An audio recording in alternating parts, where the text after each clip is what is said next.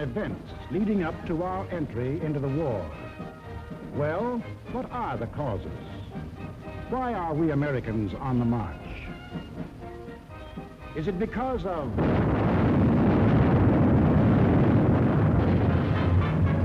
Pearl Harbor?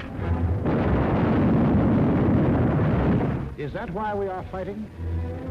Or is it because of Britain?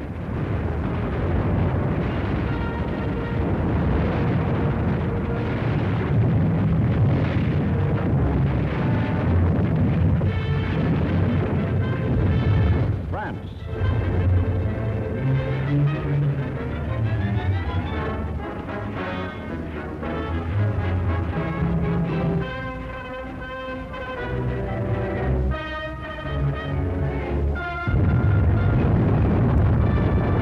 China?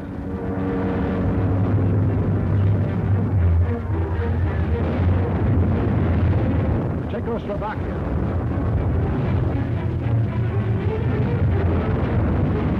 Norway?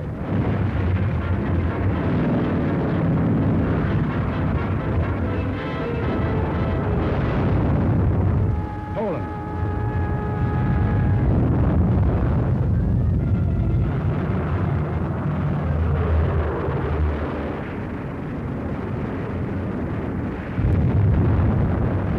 Holland? Greece?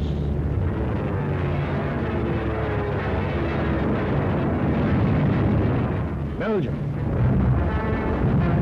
Albania? Yugoslavia? Or Russia?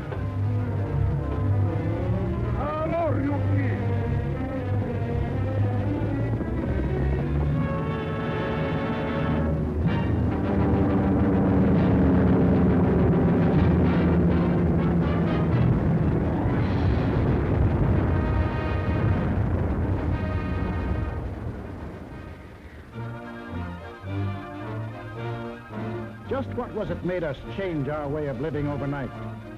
What turned our resources, our machines, our whole nation into one vast arsenal, producing more and more weapons of war instead of the old materials of peace?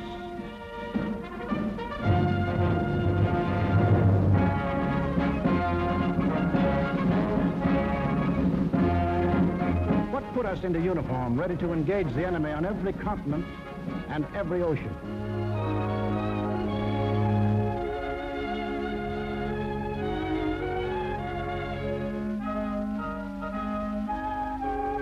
What are these two worlds of which Mr. Wallace spoke? The free and the slave. Let's take the free world first, our world. How did it become free? Only through a long and unceasing struggle inspired by men of vision. Moses, Muhammad, Confucius,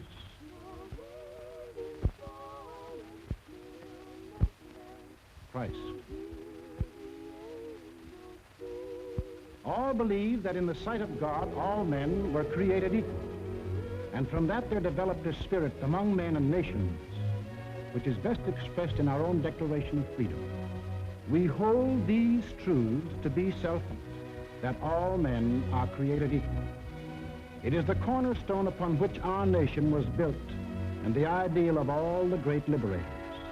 Washington, Jefferson, Garibaldi, Lafayette, Kosciuszko, Bolivar, Lincoln. Lighthouses lighting up a dark and foggy world. That government of the people, by the people, for the people, shall not perish from the earth. Fighting, living, dying. For what? For freedom. That for which men have fought since time began. To be free.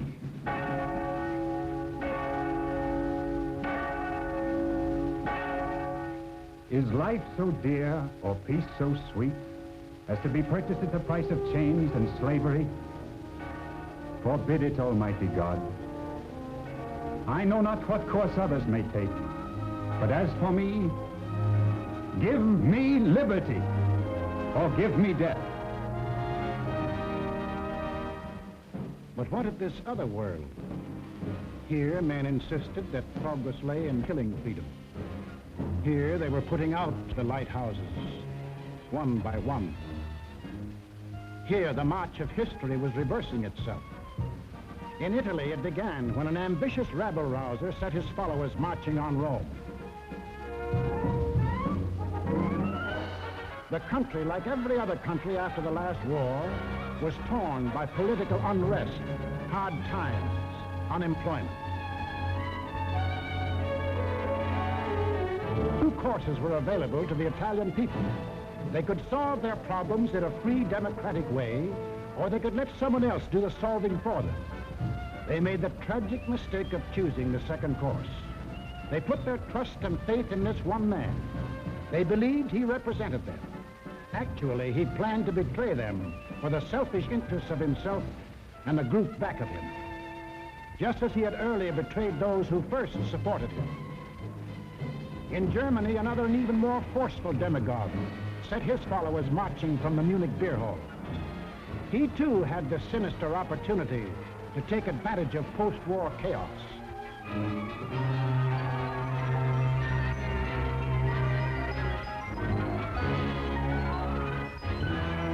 But he also had certain distinctive German characteristics to play on.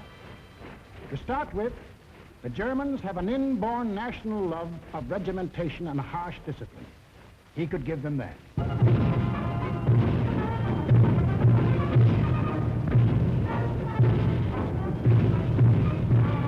The German army, and through them the people, had never acknowledged German defeat in the last war and were anxious for revenge.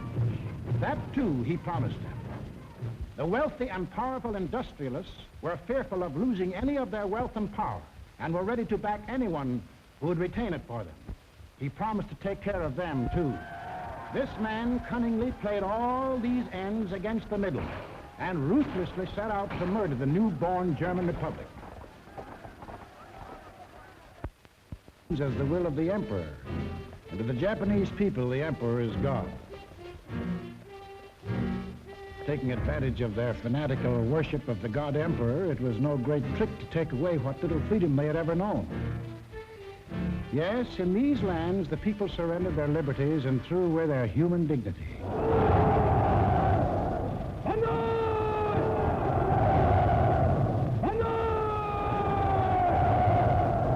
They gave up their rights as individual human beings. They became a part of a mass, a human herd.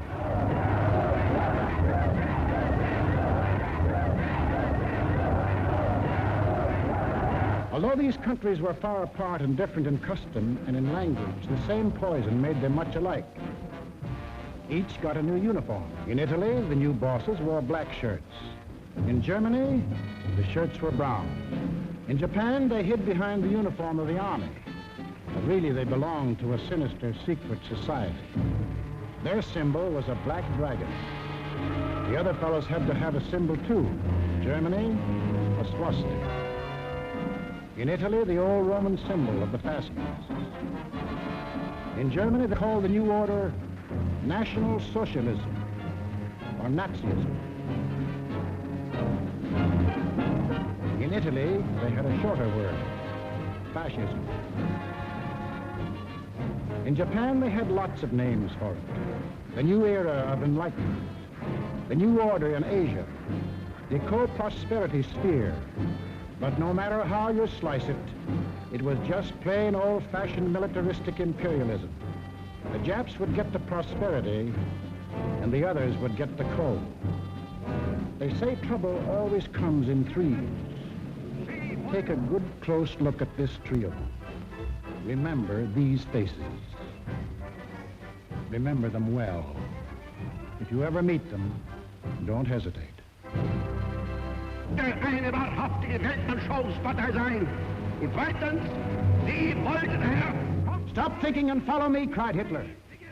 I will make you masters of the world. And the people answered, Heil! Heil!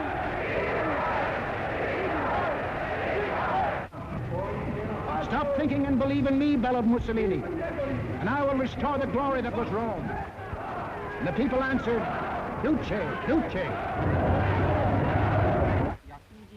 Stop thinking and follow your God Emperor, cried the Japanese warlords, and Japan will rule the world. And the people answered, Banzai, Banzai. Each system was alike in that the constitutional law-making bodies gave up their power.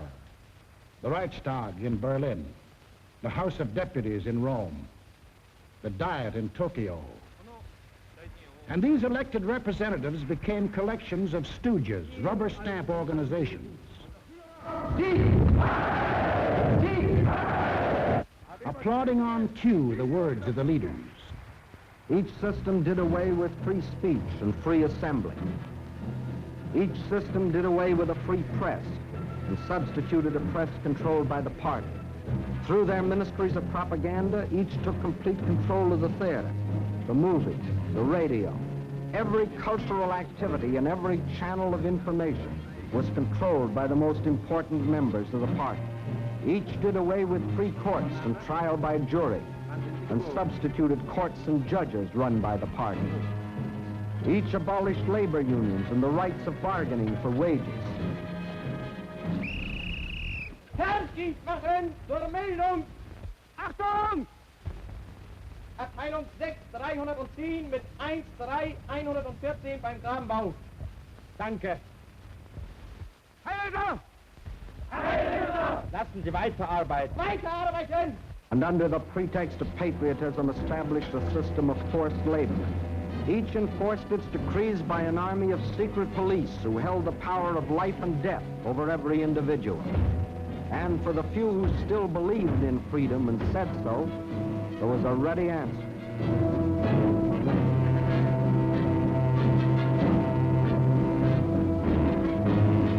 Con una mazza si può imporre silenzio ai più grandi intelletti del mondo. The greatest intellect in the world can be silenced with this. That is an exact translation of the words these black shirts cheer so lustily. Ich sage nur so viel, wenn ich das Wort Kultur höre, dann greife ich schon nach meinem Revolver. Whenever I hear anyone mention the word culture, the first thing I do is reach for my gun. Yes, they had the answer. The blackjack and the gun.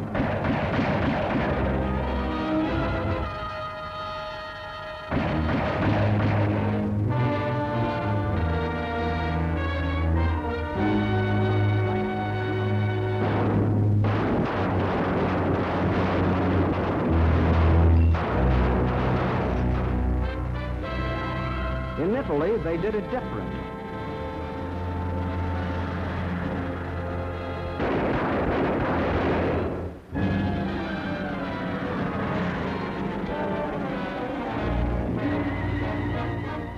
While in Japan,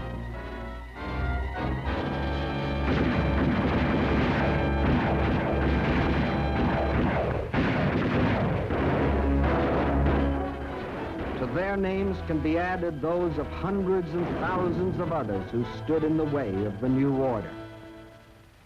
Finally, there is only one obstacle left.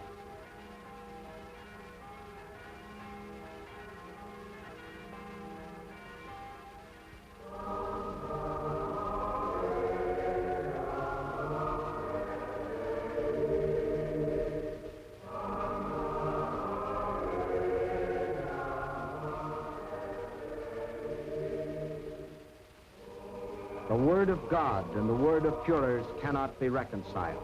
Then God must go.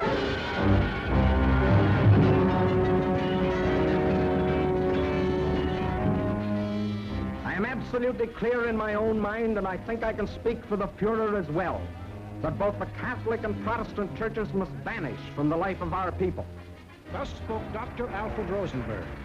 And if you have any doubt that he spoke for his Führer, here's what happened.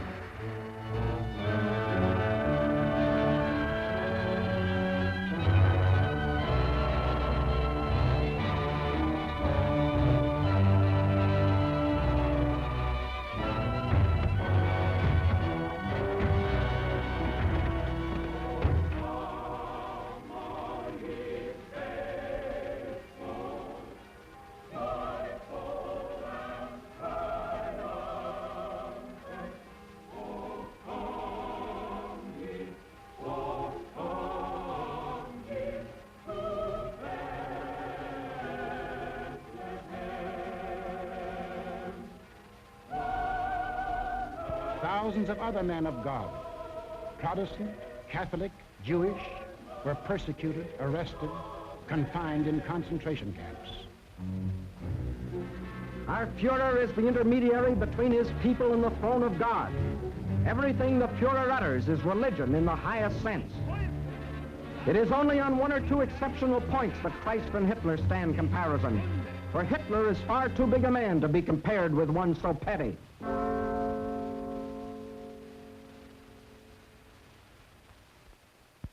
German classrooms. Adolf Hitler ist unser Retter, unser Held, der edelste Führer auf der ganzen Welt. Für Hitler leben wir und wir sterben gerne wir. Für den Führer bis zum Tod, denn er ist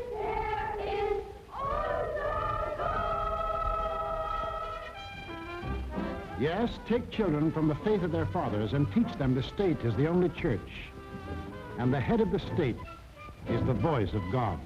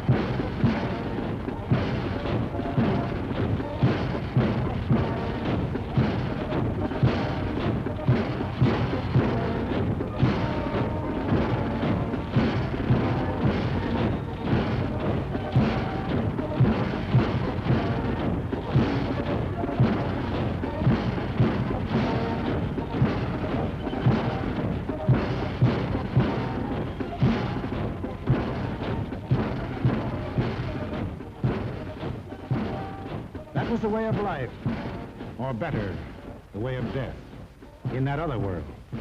Now, what of our world, the democratic world? What did we want? What did we do about it? First of all, we wanted peace and security. And to prove our sincerity, in 1921, we initiated the Washington Disarmament Conference. This resulted in two vitally important treaties. One, to reduce the size of the British, Japanese, French, Italian, and American fleets. And the other, the Nine-Power Treaty, which guaranteed the integrity of China. And incidentally, one of the powers signing this was Japan. Later on, in 1929, we signed the Kellogg-Briand Pact, which was supposed to abolish war as a means of settling international disputes. This pact was signed by 47 nations, including Germany and Japan. President, I have the honor of handing you the London Naval Treaty. Faithful to our treaty obligations,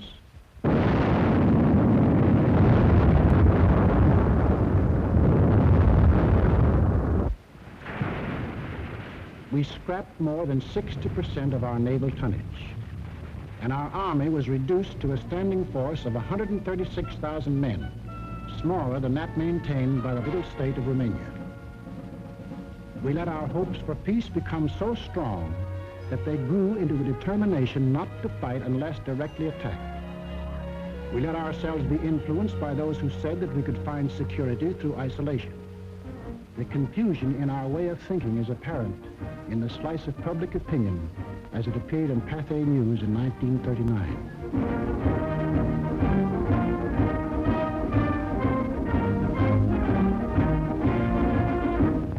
Another war, and not for me. This time America should keep out, and I know I will.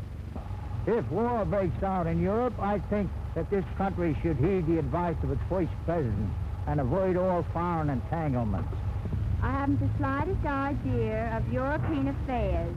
In the event of war in Europe, I think we should stay out of it entirely. And all our efforts should be made to keep out of the fight. Let Europe fight her own battles. They mean nothing to us. We should mind our own business. By all means, no. Yes, fight. No. No. Yes. If my country calls, yes. No. We simply did not want to understand that our individual and national problems were, and always will be, dependent upon the problems of the whole world. And we had individual and national problems to worry about, plenty of them, just as Germany, Italy, and Japan had. But we faced them in a democratic way.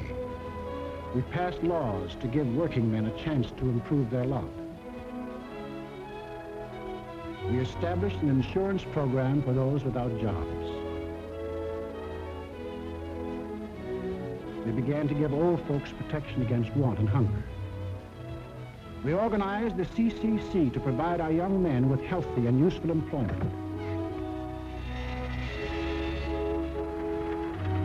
A federal works program came into being and changed the face of our nation with new roads, bridges, schools.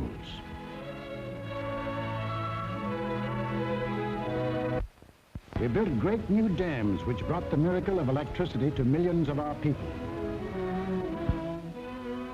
These were some of our accomplishments, but there were others not so creditable. We turned our backs on the League of Nations. We passed the Tariff Act to set a higher wall of isolation around us. We encouraged lawlessness with the farce of prohibition. But in spite of these mistakes, we never had a thought of losing our free institutions. John Q. Public still ran the country. He had his choice of voting for Dewey, Wilkie, Roosevelt, or anybody else. In Germany, they had the choice of voting for Hitler, Hitler, or Hitler.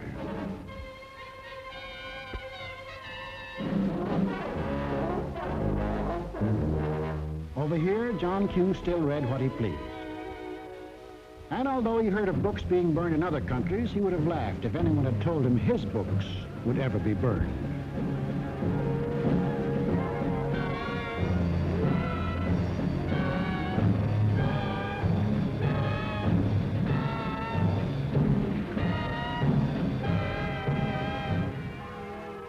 And on Sunday, if he felt like it, John Q. went to any church he pleased.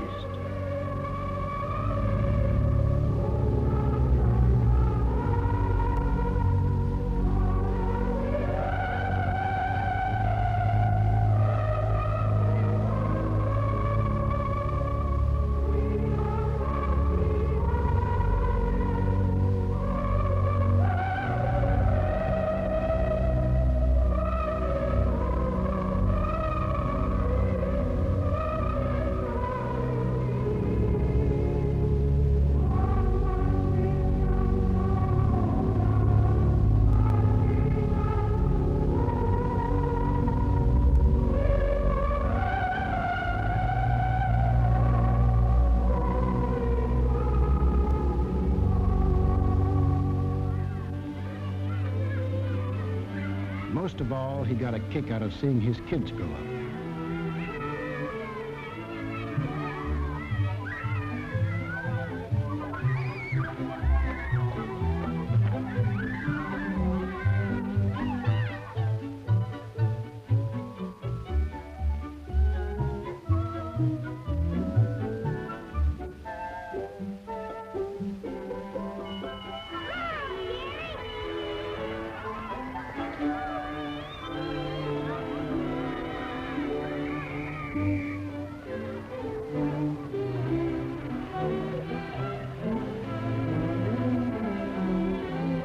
The average American was quite unconscious of the fact that some people had this in mind for the little John Q.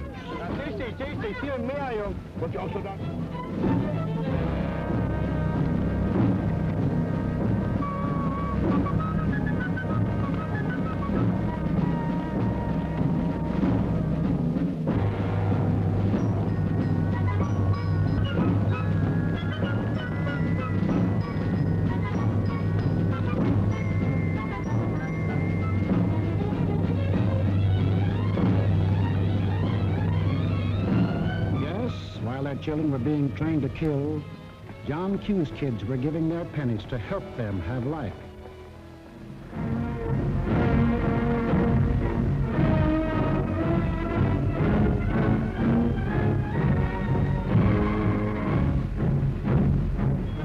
And when we saw these men in the newsreels, quite often we laughed. To us, they looked like characters in a musical comedy.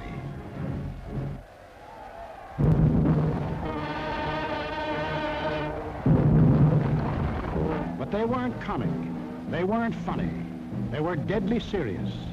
They were out for world conquest. And what made it doubly serious was that there were 70 million Japanese, 45 million Italians, and 80 million Germans, all hopped up with the same idea. Deutsches Volk hilft dir selbst. Jeder soll helfen. Their leaders told them that they were supermen, Herrenvolk, the Nazis called it. The master race, destined to rule all other peoples on earth. Take a good look at these humorless men. These were to be the rulers of the ruling race. Leben, auch ihr bürgerliches Dasein ist gesichert in diesem nationalsozialistischen Staat. Obey us blindly, and you will attain your rightful place in the world. All other people will be your slaves. That's what they promised them. That Americans, Chinese, Russian, South Americans, all free peoples would work for them and make them rich. And how they ate it up.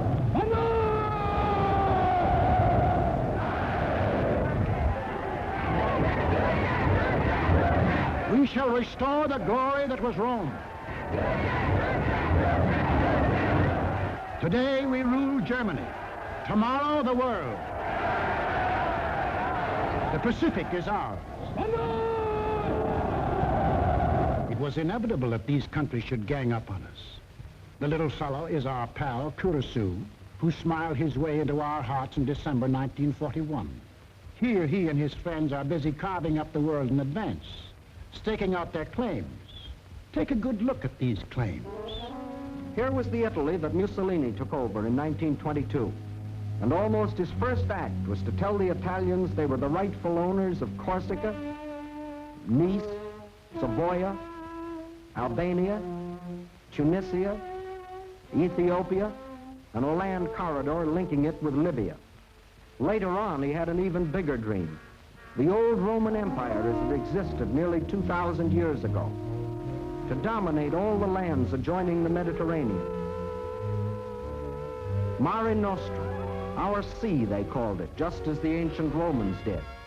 As for the Japanese, they had some ambitions too. By 1920, they had grabbed off Formosa, Korea, and the southern half of the island of Sakhalin.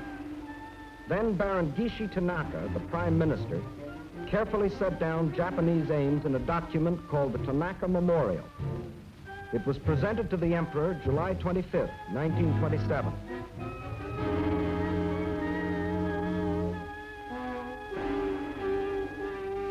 Here was their dream. Manchuria for raw materials. China for manpower. Then a triumphant march through Indochina, Siam, Burma, India, the East Indies, and on through Australia and New Zealand. And in the north, all they claimed was that part of Russia east of Lake Baikal. That was to be the new order in Asia. Then the Japs would move eastward to crush the United States and really start their co-prosperity sphere. Now take a look at the bite the Nazis reserved for themselves. Here's the Germany Hitler walked into, and here's what he wanted. First, Europe under his complete political or economic control, leaving Mussolini a share of the loot if he behaved himself. Then the drive to the east, through the rich oil lands of Iran and Iraq, into India. Another push south through Africa.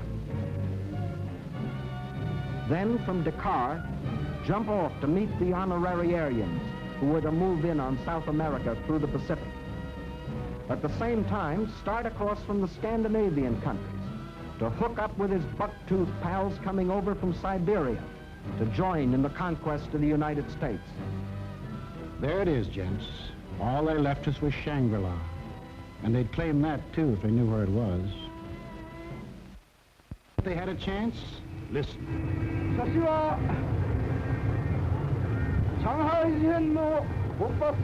When war comes between Japan and the United States, I shall not be content merely to occupy Guam, the Philippines, Hawaii, and San Francisco. I look forward to dictating the peace to the United States in the White House at Washington. Yamamoto wrote those words on January of 1941. Yes, the conquering Jap army down Pennsylvania Avenue. That was the final goal. You will see what they did to the men and women of Nanking, Hong Kong, and Manila. Imagine the field day they'd enjoy if they'd marched through the streets of Washington. But before striking, a preliminary step was necessary. From Berlin, from Rome, from Tokyo, the campaign started. Propaganda to confuse, divide, soften up their intended victim. Put them on the defensive. Scream you're abused. Shout you're oppressed. The world's wrong, you're right. If you shriek it loud enough and often enough, they'll believe you. Above all, use their free press and their free speech to destroy them. Lebensraum, ja, Lebensraum, meine Volksgenossen. Lebensraum, they demanded. Living room. Our lands are overcrowded. But at the same time, they gave prizes to mothers who bore the most sons.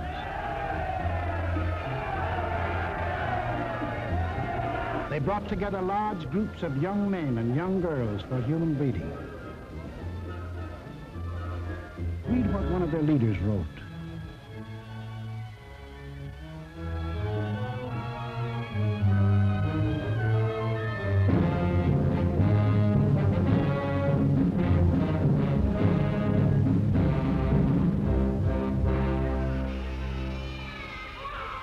Of course, the children from this assembly line belong to the state to be scientifically trained for conquest.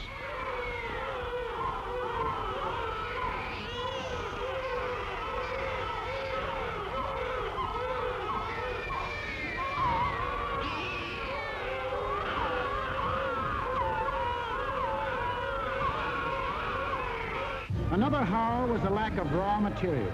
They claimed they were the have-nots and we were the haves. But out of this supposed lack, they built up the greatest war machines the world has ever known.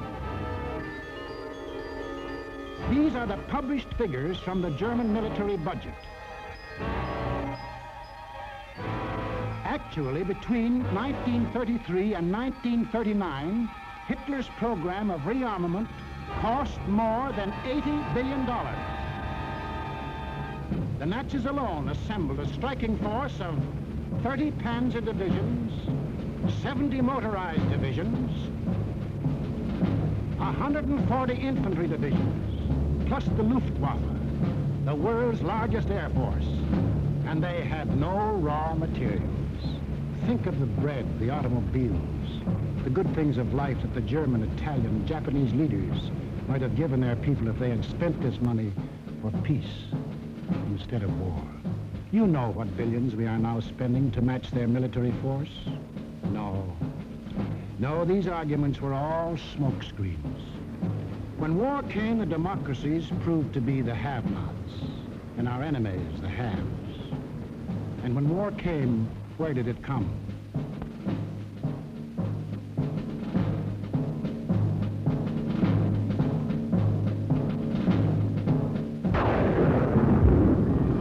Remember that date, September 18th, 1931, a date we should remember as well as December 7, 1941. For on that date, in 1931, the war we are now fighting began. The place was Manchuria, the northernmost province of China, 6,000 miles from San Francisco. Manchuria, the first objective in the Tanaka Plan. By September 18th, the Japanese, who by treaty patrolled the southern Manchurian Railway, had secretly and illegally increased their garrisons. On the Korean-Manchurian border, an entire Japanese army was assembled, conveniently equipped for a winter campaign. All they needed was an excuse. They made their own. At 10:30 that night, just after the Mukden Express had passed by, a section of track was dynamited, causing damage to one rail and 2 fish plates. Japan's honor had been violated. Within half an hour, the Japanese railroad garrison launched a coordinated attack on the barracks of the sleeping Chinese army at Mukden. The slaughter was appalling. By midnight, the conveniently placed Japanese army poured across the Korean border, and the first open act of aggression, the invasion of Manchuria, was on. In 4 days, they had occupied the whole of southern Manchuria, and shortly after, the whole country. Manchuria became Manchukuo, a puppet state with an obedient stooge on the throne, Henry Puyi, a weakling whom the Japanese had prepared for the job with 7 years of women and song. In Washington, Henry L. Stimson, then Secretary of State, now Secretary of War, sent out a blistering denunciation of the attack. The League of Nations sent a committee of 5, headed by Lord Lytton and including our own General Frank McCoy, to Manchuria to investigate. In October of 1932, the committee issued its report. We found that the Japanese occupation of this large part of China was not justified on the ground of self-defense, and that the new state which had been set up was a Japanese protectorate rather than a genuine case of Manchurian self-determination. Shortly after, the League condemned Japan as an aggressor nation. Son Excellence, Monsieur Matsuoka, délégué du Japon. I call on His Excellency, Monsieur Matsuoka, delegate of Japan.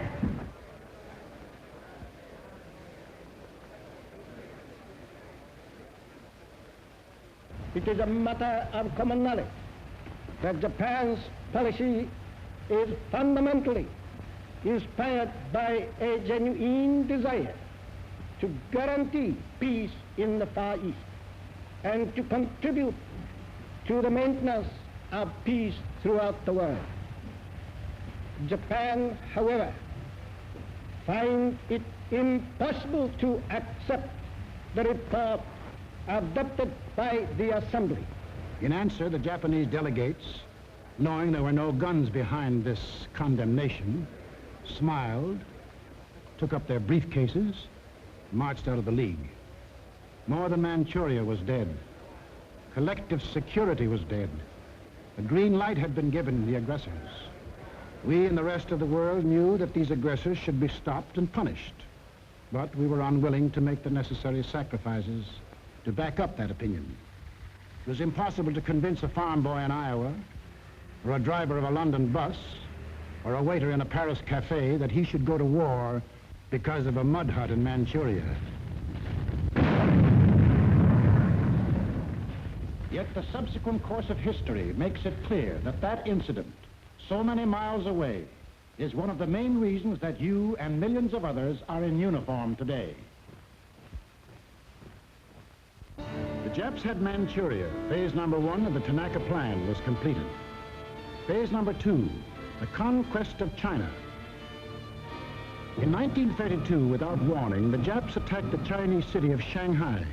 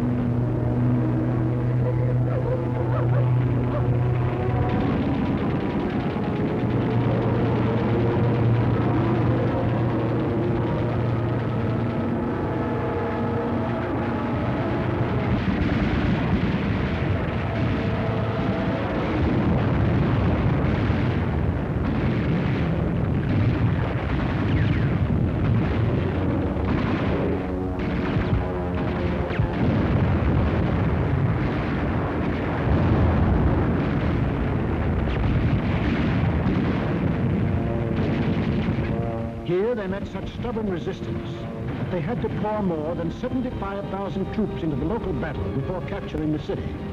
This resistance made them decide to shift their campaign to the north, and in 1933 they added the province of Yehol to Manchuria. Yes, the Japs launched the second phase of the Tanaka Plan, but they had yet to finish it. A united nation stands against them. Under the inspired leadership of General Chiang Kai-shek, the Chinese people fought and still fight on. Meantime, what of Japan's partners? What helpless people were they planning to bomb, slaughter, drive into slavery? Hitler was not yet ready, but Mussolini was. Mussolini had to be. His people were growing restless. Fascism hadn't produced the heaven on earth that he had promised them. So he pulled the old trick of launching a foreign war to divert attention from troubles at home. So Mussolini beat his chest like Tarzan and looked around for a worthy foe. He found one, Ethiopia. A good country for the beginning of a glorious empire. Its army had no machine guns. Its army had no tanks. Its army did have an air force, exactly one old airplane.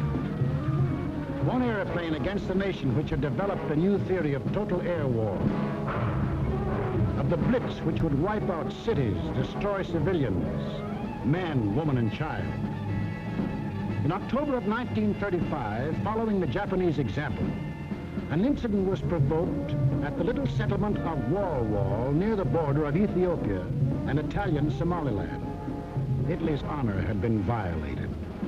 Refusing any arbitration, Mussolini moved the whole might of his army through the Suez Canal to overrun the undefended country. Ethiopia's emperor, Haile Selassie, appeared before the League of Nations.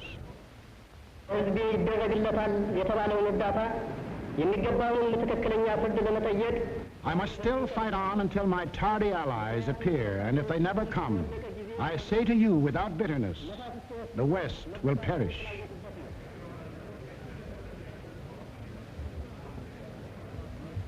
Members of the League half-heartedly stopped trading with Italy, but refused the only thing that will stop any aggressor, force.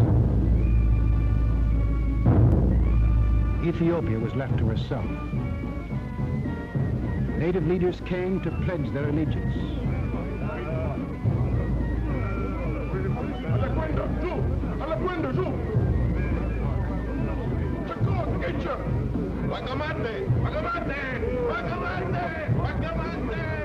The people of Ethiopia, with their spears and bare hands, faced the guns and the tanks of the invaders, fighting desperately and gallantly to save their country from conquest.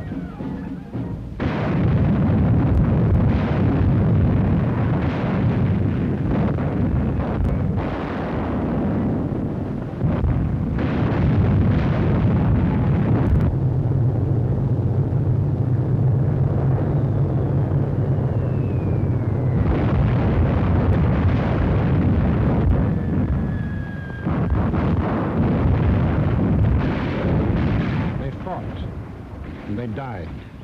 But in the end, there could be but one result. Might triumphed. Italy conquered Ethiopia. Many of our elected leaders warned us of danger. Without a declaration of war and without warning or justification of any kind, civilians, including vast numbers of women and children, are being ruthlessly murdered with bombs from the air. But we were still hypnotized by the fact that two broad oceans stood between us and the rest of the world.